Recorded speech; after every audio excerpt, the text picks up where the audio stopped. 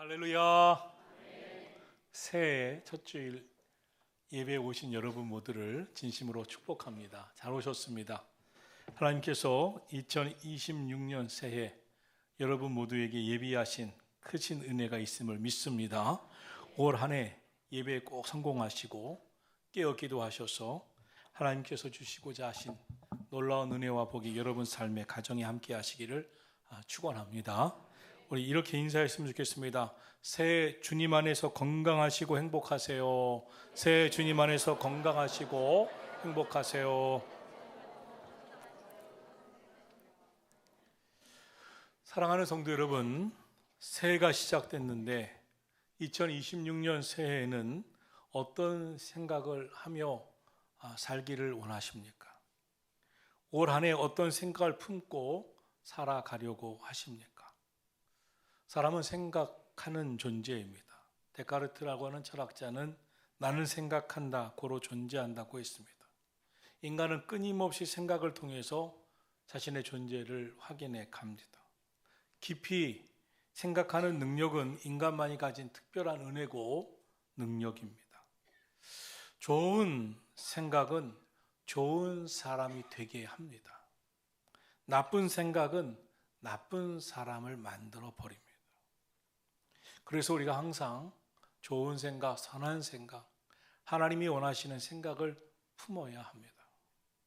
사람은 고난당할 때 그 사람의 진가가 드러납니다. 누군가로부터 공격을 받거나 인생에 원치 않는 일들이 일어날 때 그 사람의 진가가 드러납니다. 어떤 생각을 하는가, 어떤 마음을 갖고 사는가가 그의 인생을 다르게 만듭니다. 우리는 전능하신 창조주 하나님을 믿는 사람들입니다. 어떤 생각을 품고 올 한 해를 살아가야 하겠습니까?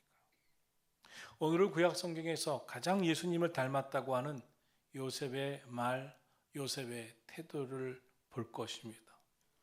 요셉의 말과 태도 속에 드러난 그의 생각을 통해서 우리에게 주시는 하나님이 우리 삶에 2026년 이렇게 살아가라고 말씀하시는 영적 교훈을 생각하고자 합니다.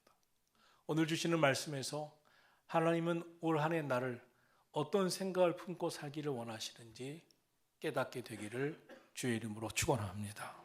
첫째로 믿음의 눈을 가지고 영적인 관점을 갖고 생각하며 사셔야 합니다.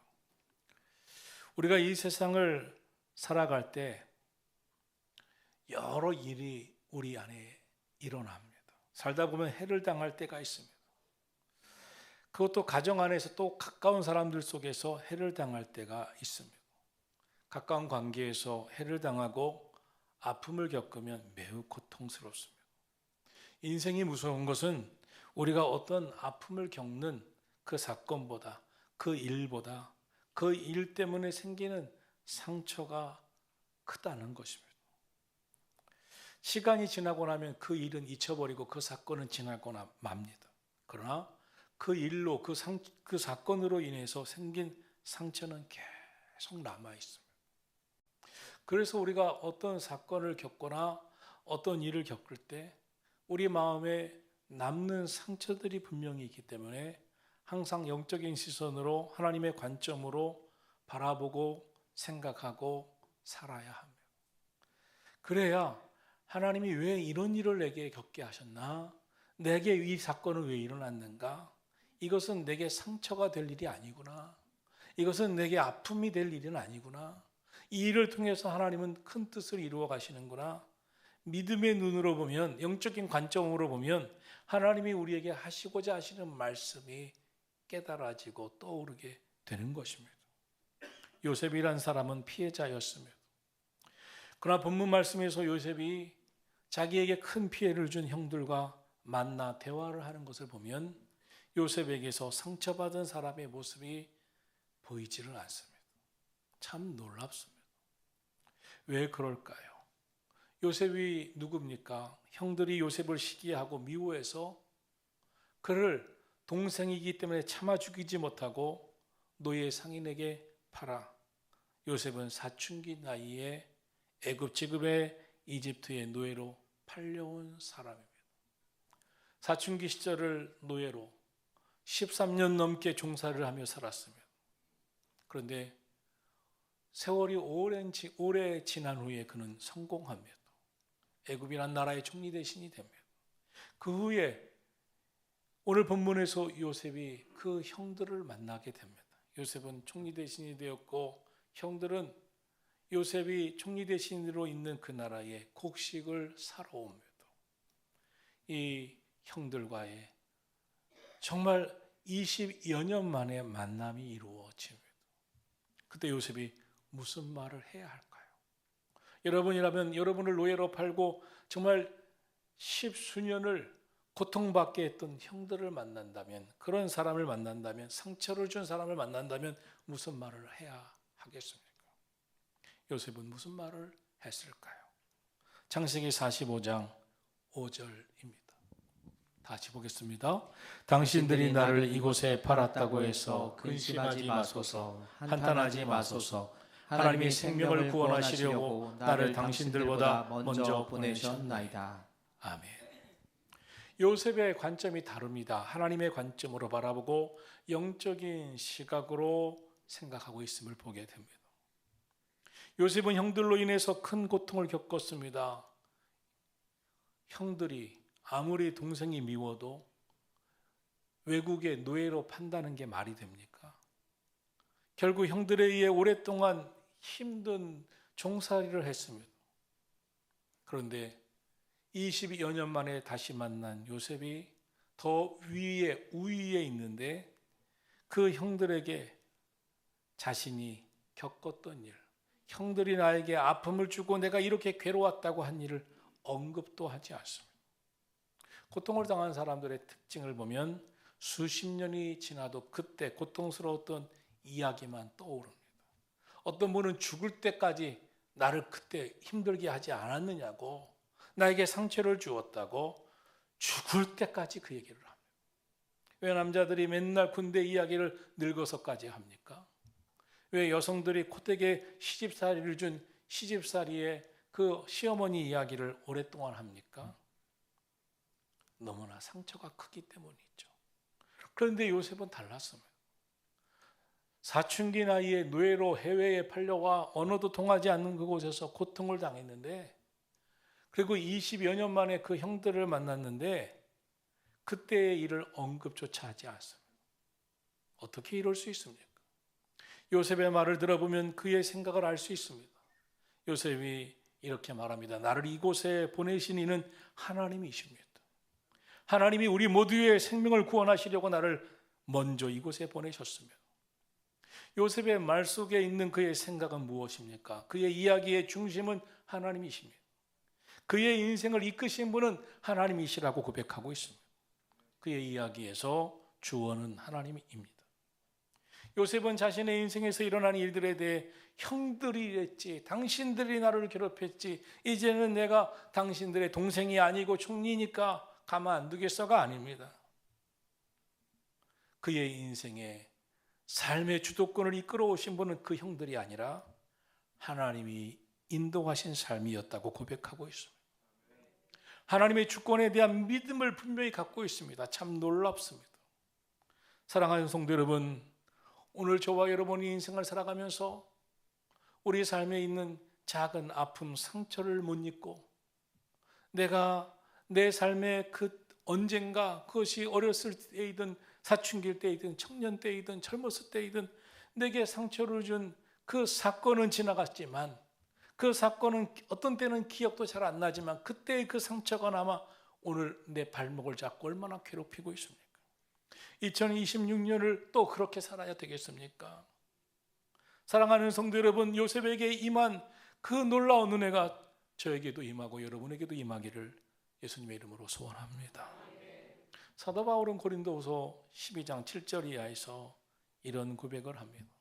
내 육체에는 가시 곧 사탄의 사자가 있는데 이것은 하나님께서 여러 계시를 많이 주셔서 지극히 여러 계시를 받은 것이 커서 나를 자만하지 않게 하시려고 내 육체에 이 가시를 주셨습니다.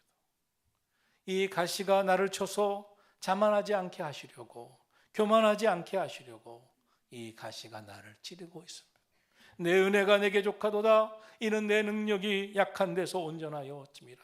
그러므로 내가 그리스도를 위하여 약한 것들과 능력과 궁핍과 박해와 곤고를 기뻐하노니 왜냐하면 이는 내가 약한 그때에 곧 강함이니라. 사도 바울도 요새 못지않게 어려운 일을 많이 겪었습니다. 복음 증거하러 다니다가 죽을 뻔한 일도 수없는 매도 맞았습니다. 그런데 그 모든 것을 믿음으로 영적인 관점으로 바라보았습니다. 상처받은 피해 의식을 갖고 살지 않았습니다. 하나님을 진심으로 믿고 주님이 내 마음에 오셔서 성령 하나님이 나를 이끌어 가시면, 하나님이 그의 인생에 하나님이 들어오시면 생각이 달라집니다. 영적인 생각을 하게 됩니다.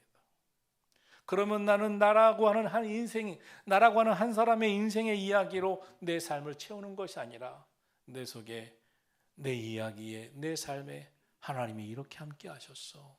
하나님이 나를 이렇게 인도하셨어. 내 삶의 이야기는 하나님의 일하심의 이야기로 채워지는 줄로 믿습니다. 하나님의 뜻이 삶 속에 역사하신 간증들로 넘쳐납니다. 요셉의 생애를 보면 오랫동안 불행한 일이 계속 반복됐습니다. 고통의 연속이었습니다. 그러나 요셉은 자신에게 일어난 일을 믿음의 관점으로 하나님께서 그의 삶 속에 오셔서 임하셔서 일하신 일로 생각하고 보게 되었습니다. 하나님이 앞서 인도하셨습니다. 하나님이 이끄셨습니다. 하나님이 애굽으로 나를 보내시고 많은 사람을 구원하기 위해서 계획하신 일입니다. 우리의 인생에는 여러 가지 일이 일어납니다. 어떻게 생각하느냐에 따라 인생이 달라져왔고 달라질 것입니다.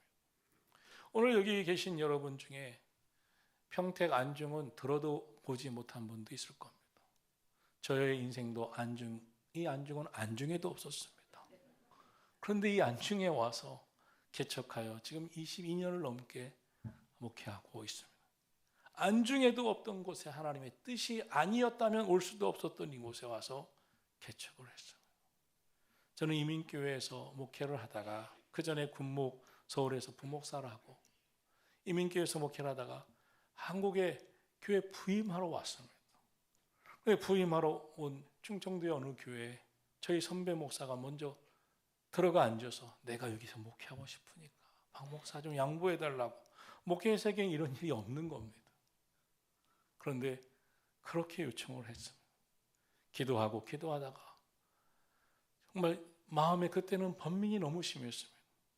결국 그렇게 하시라고 하면서 충청도에서 가장 가까운 곳 이 안중에 와서 개척을 합니다. 이런 일이 있을 수 있습니까? 그런데 이런 일은 저만이 있는 것이 아닙니다. 여러분의 인생에도 여러 가지 일어납니다. 요셉의 인생에도 여러 가지 일이 일어났습니다. 그런데 그 인생을 어떤 관점으로 보느냐에 따라 그 인생은 완전 달라집니다.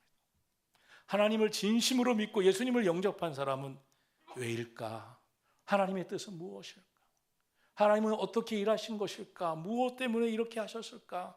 영적인 시설문으로 보면 영의 눈이 열리면 달라집니다. 실패가 인생의 끝으로 여기는 사람도 있겠지만 반면에 성공을 향하여 가는 좋은 경험으로 여기는 사람도 있습니다. 사람들에게 비판받고 비난을 받는 것을 억울한 일 당한 것으로 생각하는 사람도 있겠지만 반면에 내가 그동안 하나님보다 사람을 더 의지했구나.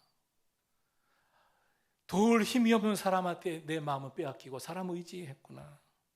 하나님 온전히 의지하고 살라고 하시는 뜻이 있어서 사람들에게 상처받고 비난받고 억울한 일 당해 사람 바라보지 말고 하나님 바라보고 하시는구나. 생각이 달라지는 겁니다. 믿음이 없으면 살아계신 전능하신 하나님을 온전히 믿지 못하면 믿음으로 생각하는 수가 있겠습니까? 신앙인이라면 하나님의 관점으로 생각해야 할 줄로 믿습니다. 2026년은 하나님의 눈으로 하나님의 관점으로 영적인 시선으로 생각하고 말하고 믿음으로 한 걸음 한 걸음 나아가는 한 해가 되기를 예수님의 이름으로 축복합니다.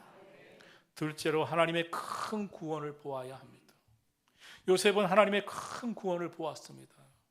그 결과 그의 마음은 원한과 미움에 사로잡혀 살지 않았습니다. 원한과 미움에 사로잡혀 있었다면 그는 한 걸음도 앞으로 나아가지 못했을 것입니다. 요셉은 어떤 마음이었나요? 7절입니다. 7절을 보겠습니다.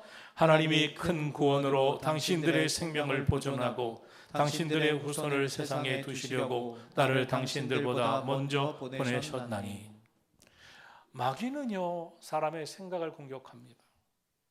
사람은 생각하는 대로 행동하죠. 그래서 사탄은 사람의 생각을 사로잡고 점령하려고 합니다. 사탄이 사람의 생각을 점령하면 사람은 원하지도 않는데 이거 아닌데 하면서도 마귀가 주는 생각을 따라 살아갑니다. 생각을 마귀에게 점령당하고 사로잡혀 마귀가 내 생각을 사로잡아 버리면 이건 아닌데 하면서도 그렇게 살아갑니다. 가룟 유다가 예수님을 은 30에 팔기 전에 성경은 먼저 마귀가 그 생각을 공격했음을 말씀하고 있습니다. 마귀가 그 생각을, 예수님 팔려고 하는 그 생각을 이 가룟 유다의 생각에 집어넣습니다. 마귀가 이 가룟 유다의 생각을 공격했습니다.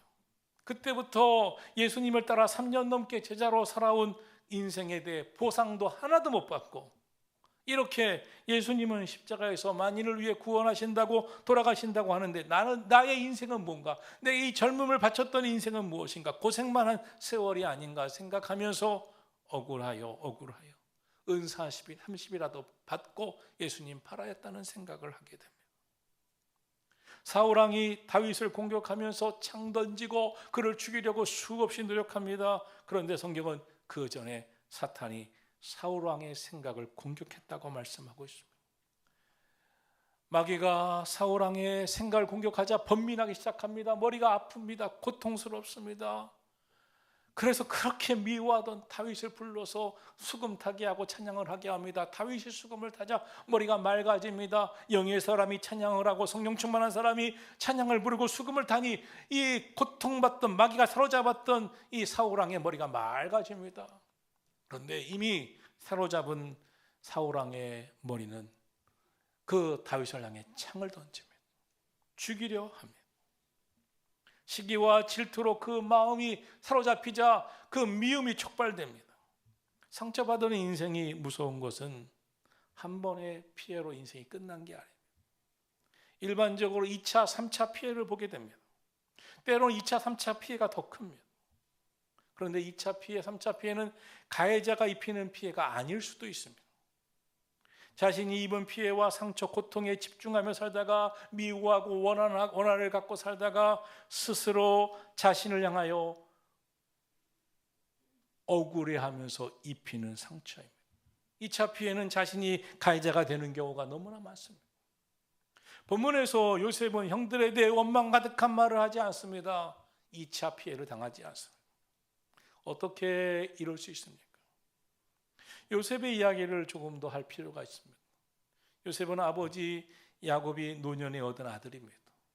노년에 얻은 아들이었기 때문에, 그것도 매우 사랑하는 아내 라헬을 통해서 얻은 아들이었기 때문에 그를 더 사랑했다고, 그를 위하여 채색 옷을 입히며 예뻐했다고 성경은 말씀하고 있습니다. 그러므로 그의 배다른 형들은 아버지가 요셉만 사랑해 주니까 시기하고 질투하고 그것이 커져서 이젠 도가 넘쳐 미워하고 죽이고 싶어 했습니다. 그러던 어느 날 요셉이 꿈을 꾸는데, 형님들 나 이런 꿈을 꿨어요 하면서 하는 말이, 어젯밤 꿈속에 우리가 추수를 했는데 추수의 곡식단들이 형님들 것들이 다 있고 내단도 있는데 형님들의 곡식단이 내단을 향해서 전을 하더라고요. 그리고 또 며칠 후에는 해와 달과 12별이 있었는데 해와 달도 다른 별들도 내 별 앞에 다 절을 하더라고요. 장차 자기가 높은 사람이 돼서 많은 사람들이, 심지어 형님들조차도 자기에게 절할 것 같은 꿈을 꾸었노라고 고백을 합니다. 그러자 형들은 더 분내합니다. 미워하기 시작합니다. 그런데 어느 날 형들이 멀리 양들을 치러 나간 사이에 아버지가 이 야곱이 요셉을 불러서 형들이 잘 있는가 한번 보고 와라 심부름을 시킵니다. 멀리 요셉이 아버지의 심부름으로 형들이 양을 치러 가서 잘 있는지 심부름을 온 것을 느낀 형들은 오늘이다, 저놈 죽이자. 차마 동생이라 피가 섞여 죽이지 못하고 은이십의 애굽이란 나라의 노예로 팔려가는 상인들에게 팔아버립니다. 그때부터 이 사춘기 때부터 긴 고난의 세월을 살기 시작합니다. 처음에 노예로 팔려가 말할 수 없는 고생을 했고 겨우 자리를 잡았는데 그 다음에는 억울하게 누명을 쓰고 감옥살이를 합니다. 엎친 데 덮친 격이 있죠. 절망에 사로잡히고 그의 인생은 끝이 보이지 않습니다. 아버지에게 사랑받던 그 아들이 하루아침에 밑바닥의 인생이 되고 그것도 언제 끝이 날지 모르는 그 고통스러운 삶을 살기 시작합니다. 그러나 요셉은 자기 감정에 사로잡혀 살지 않습니다. 오히려 자기 마음을 다스립니다. 인도하신 하나님을 믿습니다. 요셉은 일상 속에서 최선을 다합니다. 자기 일상을 원망하면서 아무것도 하나는 인생이 아니라 일상을 최선을 다하며 하나님께 맡깁니다.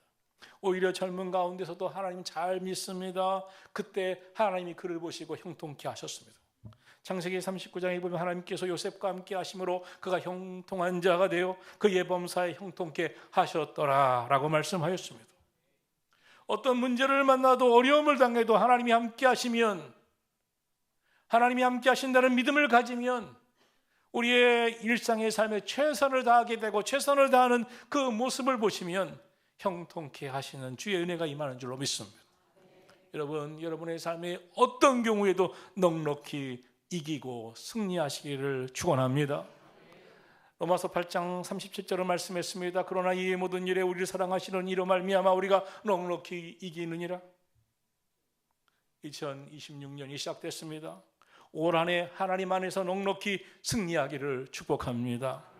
노예로 팔려간 요셉이 13년 만에 하나님의 놀라운 은혜로 그가 처한 감옥에 애굽의 왕의 고위 관료가 들어옵니다. 그들의 꿈을 해몽합니다. 그것이 또 인연이 돼서 왕의 꿈을 해석합니다. 그가 왕이 꾼 꿈은 7년의 대풍년과 7년의 대흉년이 곧 찾아올 텐데, 대풍년을 준비하지 않으면 7년의 대흉년은 온 나라를 망치는 그런 대환란이 될 것이라고 하는 그런 꿈이었습니다. 이 꿈을 해석합니다. 그러자 이것을 해결하고 이 시기를 이끌 수 있는 사람은 지혜로운 요셉밖에 없다고 왕은 그를 총리 대신으로 세웁니다. 그래야 요셉은 7년 대풍년을 잘 준비하고 흉년 제7년의 흉년을 준비하던 어느 날, 2년이 지나 어느 날 인근 지방의 모든 나라에서는 곡식이 다 2년 흉년에 다 없고 이제 다 나라들이 망해 갈 때, 저 애굽에 요셉이 총리로 있는 애굽에는 곡식의 풍성이 있다는 소식을 듣고 형들이 곡식을 구하러 옵니다. 13년의 노예생활과 감옥생활, 7년의 풍년 세월을 잘 준비한 총리로서의 삶, 그리고 흉년 2년이 지난, 자그마치 22년이 지난 어느 날 요셉이 형들을 만나게 된 것입니다. 그때 요셉이 이렇게 말합니다. 하나님이 큰 구원을 이루시려고 먼저 나를 보내신 것입니다. 요셉은 하나님의 큰 구원을 보았습니다. 요셉은 하나님께서 모든 것이 하나님의 뜻 안에서 이루어 오신 길이었다고 고백하고 있습니다. 사랑하는 성도 여러분, 여러분의 인생의 모든 것을 억울하고 원통하고 괴로운 일들로 보기 시작하면, 감정에 사로잡히면 우리의 인생은 한 걸음도 앞으로 나가지 못합니다. 용서는 위대한 힘이 있습니다. 용서할 때 내 자신이 치유받고 인생을 치유하고 많은 사람을 축복의 통로로 쓰임받아 많은 사람들을 복되게 하는 줄로 믿습니다. 올 한 해 어떻게 사시겠습니까? 어떤 생각을 갖고 사시겠습니까? 원한의 미움에 사로잡혀 살지 마시고 하나님의 큰 구원을 우리 다 보실 수 있게 되기를 예수님의 이름으로 축복합니다. 셋째로, 하나님이 하신 일을 보아야 합니다. 지금까지 하나님이 하셨습니다. 하나님이 이끄셨습니다. 요셉의 고백입니다. 올 한 해 우리의 삶에도 하나님이 인도하실 줄로 믿습니다. 8절입니다. 그런즉 나를 이리로 보낸 이는 당신들이 아니요 하나님이시라. 하나님이 나를 바로에게 아버지로 삼으시고 그 온 집의 주로 삼으시며 애굽의 온 땅의 통치자로 삼으셨나이다. 돌아보니 나를 이리로 보낸 자는 형님들이 나를 외롭한 것이 아닙니다. 하나님이셨습니다. 하나님이 이곳에 나를 보내시고 총리 대신으로 삼으실 계획이 있으셔서 그때 그런 꿈도 어린 시절부터 꾸었고 고난도 있었고 형들에게 노예로 팔려가는 신세도 됐지만 지금 돌아보니 이것은 다 하나님이 하셨습니다.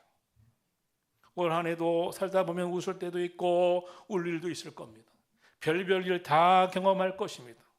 그러나 우리의 마음에 중요한 것은 하나님이 하셨구나, 하나님의 섭리를 볼 수 있기를 축원합니다. 하나님은 뜻과 계획과 예정을 갖고 우리를 이끌어 가십니다.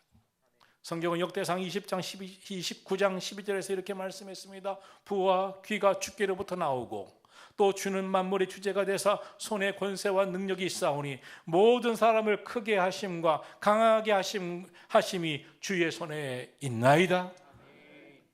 여러분, 용서구에 써서 여러분의 인생이 크게 되고 잘 되게 된다고 생각하지 마시고 모든 것이 하나님의 섭리구나, 하나님이 하셨고 하나님이 하실 것이구나, 올 한 해 믿음의 관점으로 기도하시고 하나님 말씀대로 살아가시기를 예수님 이름으로 축복합니다. 우리 삶에 결정적인 영향을 미칠 분이 누가 있습니까? 하나님이십니다. 우리의 삶의 주도권은 누가 갖고 있습니까? 하나님이십니다. 하나님은 우리의 모든 계획을 갖고 계십니다. 잠언 16장 9절을 말씀합니다. 사람이 마음으로 자기의 길을 계획할지라도 그 걸음을 인도하시는 이는 누구시다? 여호와시니라. 우리의 계획대로 안 된다고 당황하시지 마시고 억울해하지 마십시오. 내가 가지고 있던 생각과 계획보다 하나님의 생각은, 하나님의 계획은 더 크고 놀라우실 것을 믿으시기를 축원합니다. 인생은 종종 안개와 같습니다. 앞이 보이지 않을 때가 있습니다. 그때 우리에게 필요한 것이 무엇입니까? 믿음의 눈입니다. 하나님 살아계시지, 하나님께서 큰 뜻을 갖고 계시지, 인도하시지, 믿음의 눈으로 보시기를 축원합니다. 만약 요셉이 믿음이 없었다면, 하나님을 진심으로 믿는 영적 관점을 가지고 있지 않았다면 요셉은 총리 대신이 될 수 없었을 것입니다. 부정적인 경험이 삶을 지배하게 만들면 안 됩니다. 부정적인 생각이 내 마음을 지배하게 만들면 안 됩니다. 하나님의 손길을 볼 수 있으셔야 합니다. 하나님이 나를 형통의 길로 인도하신다는 것을 확신하시기를 축원합니다. 괴로우십니까? 기도하세요. 기도했습니까? 믿으시기 바랍니다. 합력하여 선을 이루신 하나님을 믿으시기를 주의 이름으로 축복합니다. 요셉의 별명 꿈꾸는 자였습니다. 요셉을 놀리기 위해 형들이 저 꿈꾸는 자가 오는도다 별명을 만들어 주었습니다. 꿈을 꾸는 사람은 때로 꿈이 깨어지는 아픔을 경험합니다. 요셉의 삶 속에 꿈과 거리가 먼 사건들이 계속 일어났습니다. 꿈이 깨진 것인가? 이렇게 인생은 끝나는 것인가? 왜 이런 일이 일어나지? 그런 생각이 들었을 것입니다. 요셉은 혹독한 시련과 반복된 꿈의 좌절을 어떻게 이겨냈습니까? 우리가 살아가다 보면 나의 의사와 생각과 상관없이 일어난 일들을 경험하게 됩니다. 요셉 개인의 힘으로 도무지 어떻게 해볼 도리가 없는 일이 일어납니다. 우리의 노력으로 할 수 없는 일이 일어날 수도 있습니다. 그때 우리는 고통스러워만 하지 말고 전능하신 하나님의 일하심을 믿고 하나님 찾으시고 기도하고 주님께 나아가시기를 축원합니다.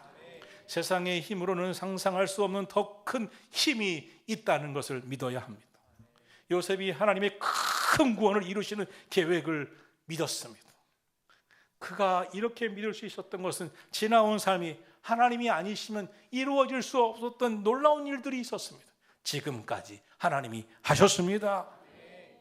마귀는 우리로 하여금 그 하나님의 뜻을 보지 못하도록 우리의 눈을 희비하게 만듭니다. 영적인 눈을 감깁니다. 영안이 잘 안 보이게 합니다. 우리 삶의 목적과 방향을 잃어버리게 합니다. 그래서 염려하고 걱정하고 근심하게 만듭니다. 사람들이 불행을 불행이라고 말하는 이유가 무엇입니까? 그 다음이 잘 안 보이기 때문에 그렇습니다. 지금 너무 힘든데 앞이 그래도 잘 될 거라는 것이 보이면 걱정하지 않지만 불행한데 앞이 잘 안 보이는 거예요. 예수님은 뭐라고 말씀하셨습니까? 너희는 마음에 근심하지 말라. 하나님을 믿으니 또 나를 믿으라. 믿음의 눈으로 바라보기를 축원합니다. 믿음의 눈이 열리면 하나님의 일하심이 선명하게 보이고 느껴집니다. 믿음의 눈을 가지면 기도하게 됩니다. 하나님이 함께 하시니까 기도하면 응답받지. 하나님이 함께 하시니까 이루어지지. 잠언서 19장 21절은 말씀합니다. 사람의 마음에 많은 계획이 있어도 오직 여호와의 뜻만이 완전히 서리라. 우리가 많은 계획을 갖고 있는데 때로 안 되는 일이 있어서 막 방황합니다. 성경은 분명하게 말씀했습니다. 사람의 마음에 많은 계획이 있어도 오직 여호와의 뜻만이 완전히 서리라. 하나님이 분명히 이루시는 일들이 있습니다. 하나님의 역사를 믿으시기를 축원합니다. 오늘 말씀을 꼭 붙잡고 올 한 해 어떤 경우에도 기도를 쉬지 마시고 믿음의 기도를 들으시고 영안을 열어 믿음의 눈으로 바라보시고 하나님의 일하심을 믿으시고 하나님 우리 삶 속에 오셔서 개입하셔서 하나님이 이렇게 하나님이 하셨습니다. 하나님이 하실 것을 믿습니다. 이 고백이 우리 모두에게 있기를 주님의 이름으로 축원합니다.